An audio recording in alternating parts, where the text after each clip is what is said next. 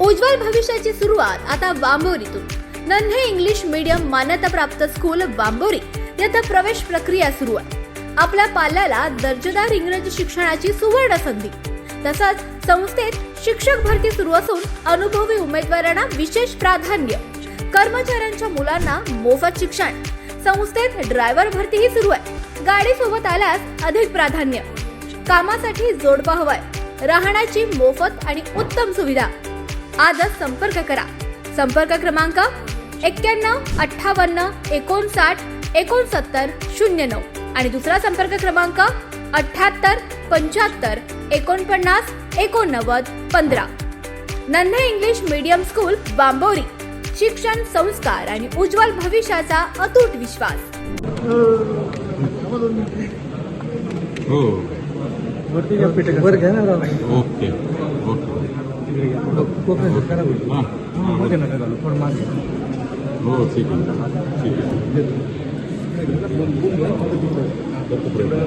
आज एक मिनिट कोणी घेऊन चल.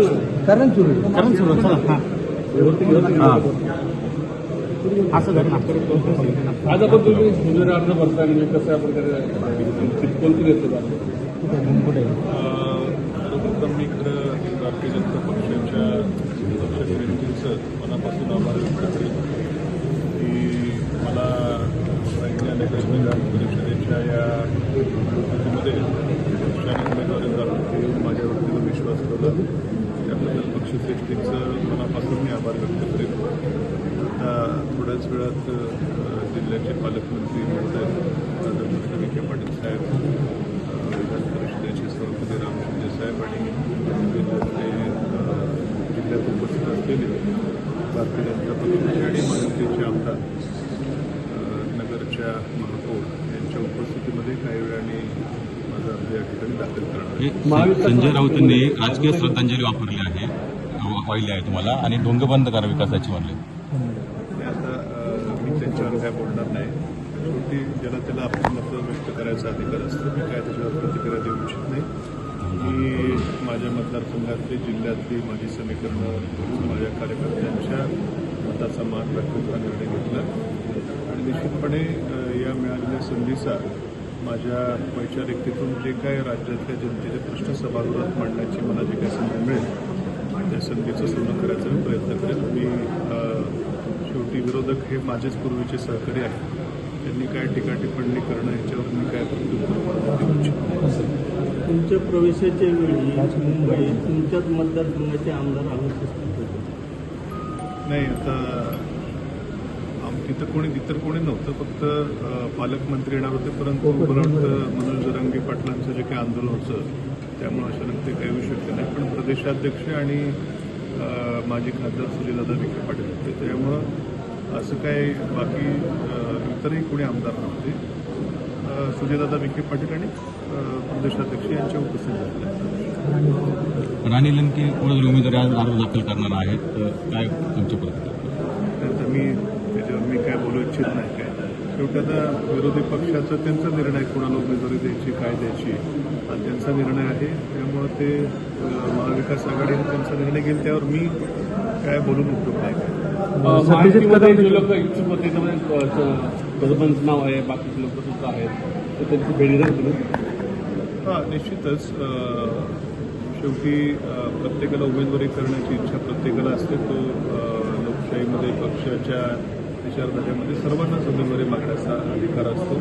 अजून त्यांचं बोलणंही झालं होतं काही दिवसापूर्वी. त्यावेळेस मी त्यांना जर उमेदवारी मिळाली तर मी शुभेच्छाही त्यांना दिल्या होत्या. त्यांचंही मी काम करेल आपण विकास तालुक्यात असं मी त्यांना बोलणे आमचं काही दिवसापूर्वी झालं होतं. शेवटी उमेदवारी मागणं हा सर्वांचा अधिकार असतो. परंतु शेवटी उमेदवारी मिळाल्यानंतर पक्षातील सर्व आम्ही एकत्र येऊन मला खात्री आहे त्यांच्याशी मी संवाद साधेल आणि सर्वजण एकत्र येऊन आम्ही या महायुतीतर्फे इलेक्शनला सामोरं जातो. महायुतीमध्ये राष्ट्रवादीने या जागेवर दावा केला आहे नगरच्या आणि जर निर्णय नाही योग्य झाला तर वेगळा विचार करू असाही इशारा दिला आहे.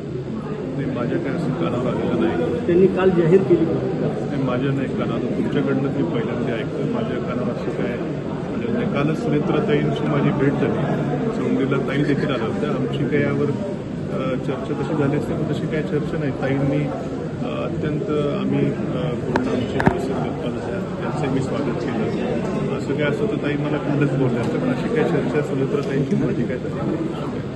महाविकास आघाडीचंच कुठेतरी बिघाडी झाल्याचं चित्र सध्या निर्माण झालं आहे. कारण की थोरात साहेबांनी ससाने असतील किंवा दीप चव्हाण यांना उमेदवारी अर्ज देण्याचं सांगितलं आहे. एकीकडे राणी यांचे सुद्धा उमेदवारी अर्ज भरताय, तर कसं पाहता येतं? नाही, आता त्यांच्याकडं काय चाललंय ह्याच्यावरती मी आज टिप्पणी करणं योग्य नाही. शेवटी आता मी महाविकास आघाडीचा घटक होतो, पण आज मी त्यांचा घटक नाही आहे. त्यामुळे त्यांच्यामध्ये काय विषय असतील याच्यावरती ते बोलणं माझं काम नाही. ते त्यांचे विषय ते आपण त्यांनाच विचारलेलं योग्य आहे. पण तुम्ही संपर्क करणार का? तर तुमचे मित्रच आहे खासदार. नाही, माझी राजकीय पक्षाविरहित सर्वांचीच मैत्रीचे संबंध आहेत. इनफॅक्ट माझ्या पक्षातल्या लोकांशी तर एकदम भावनिक संबंध आहेत. पण आता शेवटी हा राजकीय निर्णय आहे. त्यामुळे शेवटी आता महायुतीच्या सर्व पक्षांना बरोबर घेऊन पुढे जाणं हे माझं काम आहे. मामांशी काही चर्चा झाली नाही, हा प्रश्न तुम्ही सातत्यानं मला विचारताय, परंतु आमची काही चर्चा काही दिवसापासून नाही. त्यांनी काही संपर्क करण्याचा प्रयत्न काय? नाही, आमचा संपर्क राहुरी विधानसभेची पोटनिवडणूक होती त्यावेळेस संपर्क झालेला, त्यावेळेस बरीचशी चर्चा झाली. त्यानंतर मात्र आमची काही राजकीय चर्चा झाली. आवाज जनतेचा, लढा सर्वसामान्य जनतेच्या न्याय हक्कांसाठी.